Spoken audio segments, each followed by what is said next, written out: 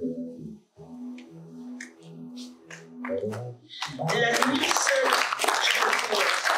j'étais triste, d'habitude. Dans mon corps de femme fragile, je ne vivais rien de facile. Puis, sans aucune alerte, mes lèvres se sont ouvertes comme une évidence sur la piste de danse. Tu as su arracher mon flash, bébé, sans relâche.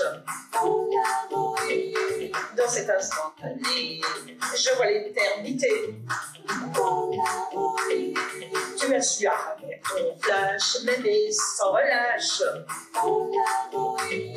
Dans cet instantané, je vois l'éternité. J'en ai marre du bus. Oh, on voit n'importe qui. Tiens, même des actrices de cul.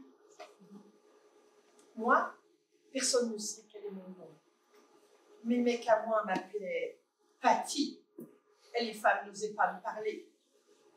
Personne ne peut salir aujourd'hui le nom de mes parents. Moi, vous ne m'auriez jamais vu jouer dans un film de cul, jamais. Pourtant, ce ne sont pas les propositions qui ont manqué au début. Mais je suis restée normale. Je n'aurais jamais pu déshonorer ma famille. J'ai toujours su conserver les valeurs qu'on m'avait transmises au caté, à l'école ou en famille. Et j'ai toujours défendu l'image de la femme, moi. Une bonne épouse, oui madame. Une femme libre de ne pas parfois s'occuper des enfants. Et ravie que son mari lui prépare un bon repas pour son anniversaire. Faut dire qu'en Lorraine, on est droit dans ses bottes et on a le sens de l'honneur. Je me rappelle encore le stade Saint-Symphorien de mai 189, plein à craquer, scandant. Vous n'aurez pas l'Alsace et la Lorraine, et malgré vous, nous resterons français. Les gens lisaient la presse people pour connaître ma vie. Les mecs me draguaient. J'employais des expressions dans mes interviews que les gamines répétaient dans les cours de récré. Je ne payais pas les frais. Je faisais toujours les mêmes playbacks à la télé. Je riais comme Marilyn. Pom pom pidou. Et je disparaissais pendant une semaine pour que les gens s'inquiètent. Oh. Le plus dur pour moi, ça a été de trouver un nom de scène. C'est un directeur de salle en Meurthe-et-Moselle qui en a eu l'idée. Un jour, mon père m'a déposé avec sa R12 Break. Et il m'a dit « Bonne chance, Patty ». Et Patty Break était née. Et durant 2 longues années, ce nom a été inscrit sur des dizaines d'affiches au gré de mes tournées à travers la France. La foire au boudin de Bretigny. L'élection de Miss Camping à Collioure. Et les 4 lunettes. J'avais un agent qui mouillait sa chemise, mais il picolait tellement, figurez-vous qu'un jour, j'ai dû le licencier, c'est là que tout a merdé parce qu'il m'a envoyé en justice pour rupture de contrat abusive, le con. Ça a été le début de la bébine pour moi. Tous mes cachets servaient à payer mes avocats. Alors moi aussi je suis tombée dans l'alcool. Je me suis mise à fréquenter des sales types qui me volaient, qui abusaient de moi et même qui me frappaient quand je me rebellais. Un de mes compagnons de beuverie m'a même marqué la cuisse gauche avec sa clope. Et je l'ai senti passer cette journée-là. J'adorais rentrer dans des gymnases bondés qui sentaient la sueur et la Canterbro. Après avoir fait attendre mon public pendant au moins 45 minutes. Non, 3 quarts d'heure. C'était 3 quarts d'heure. Moi, je dis. Je les chauffais par des majorettes, claques en mini-jupe, et des comiques minables qui déclenchaient des gros rires gras. Avec des blagues en dessous de la ceinture. C'est là qu'a dit Marie Bigard. Et depuis, il ne prend plus mes appels. Oh, je jouissais de les tenir tous dans ma main et de les dominer comme le fait le gourou d'une secte. Je commençais à dérouler mon répertoire aussitôt que le silence était assuré. Et je prenais des postures lascives et provocantes, de plus en plus prononcées au fur et à mesure que le spectacle avançait.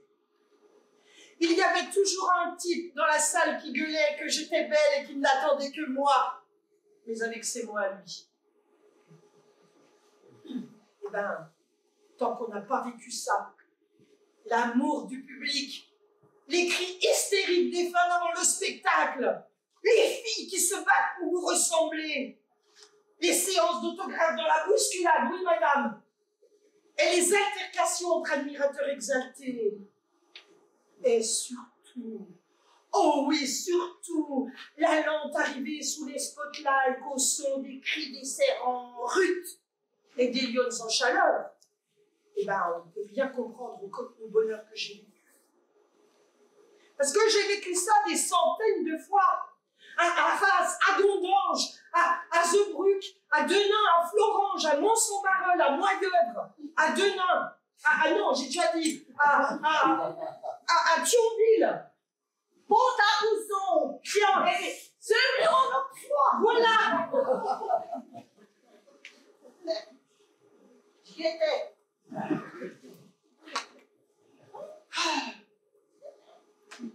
Ben voilà.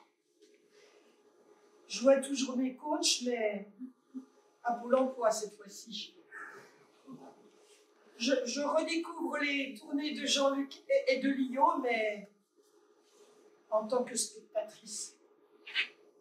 Mais franchement, non, rien de rien, non, je ne regrette rien. Moi non plus.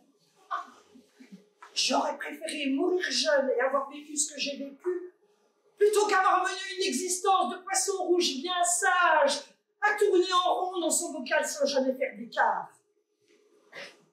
Je m'en voudrais de mourir en soins palliatifs, sans avoir connu toutes ces émotions et cette célébrité. Mais tiens, aujourd'hui, c'est le sexe qui doit être mis en avant. Eh bien, je vais aller lui dire ce que je pense, moi, à Mademoiselle Garçon, la reine de la petite Toussaint-Claude. Ah, je vous ai reconnue, Mademoiselle Garçon. Bonjour, madame. Et d'abord, comment m'avez-vous reconnue? Ben, ce célèbre tatouage, là, mais enfin, peu importe, je vous ai reconnu un point, c'est tout. Ah, ce n'est pas tellement difficile. Je ne cherche pas à me cacher. Eh bien, vous devriez, parce que franchement, ce n'est pas très joli ce que vous faites, hein. Prendre le bus, oui, je sais. Je devrais prendre la limousine, mais elle est au garage. Mais franchement, s'exhiber et se donner en pâture à des bruits pour de l'argent, mais quelle horreur, belle image de la femme. Ah, visiblement, vous allez faire un beau discours sur la morale et la défense des femmes. Je vais vous demander de me laisser tranquille. Il est simple de ne voir que le mauvais et de ne pas creuser au-delà des apparences. Vous savez, j'ai eu une journée intense. Je préfère ne pas être jugée. La notoriété n'est pas très agréable pour ce genre de moment. Je vous assure, c'est difficile et vous n'en voudriez pas. Mais enfin, je suis une vedette. Je suis célèbre. Je suis Patty Break.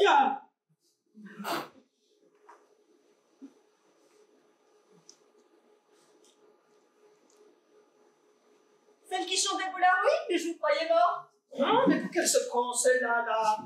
Je vais déjà vous demander de vous calmer et de vous asseoir. Je veux bien prendre du temps avec vous, mais certainement pas me faire engueuler. En plus, c'est un paparazzi ici, ça fera un bad buzz. Un scandale, si vous préférez. Alors maintenant, assise. Ah, mais vous me faites mal. Vous aussi, vous me faites mal avec vos jugements. Qui êtes-vous pour venir me faire la leçon?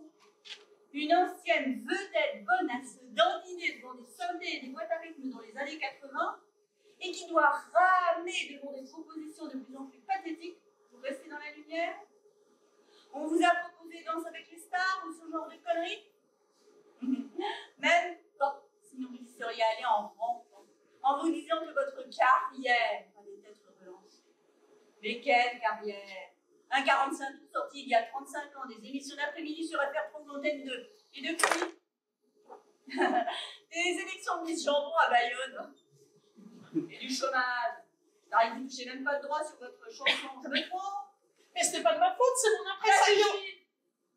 En termes d'aliénation et de soumission, vous vous posez là. Hein.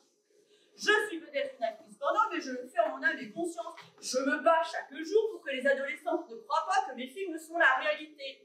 Mais il y a toujours une bonne quantité de crétins qui préfèrent laisser la télé ou Internet éduquer leurs enfants. Oui, je fais du porno, mais pas du gonzo avec des filles de l'Est à peine majeures et des pratiques de plus en plus barbares. J'écris mes rôles, je joue la comédie, je les choisis. Je ne m'impose rien. Je me bats chaque jour pour la libération des femmes. Pour un salaire équivalent et non pour dire « Ah, si j'ai mis des talents, c'est d'abord pour moi ». Vous me citez une féministe de l'histoire. Isabelle Alonso. Oh, on part de très loin. Alors, je ne sais plus quoi dire. Franchement, c'est à désespérer. Et c'est quand même important de savoir qui on est. Est-ce que vous avez déjà, je ne sais pas moi, chanté autre chose, écrit quelque chose?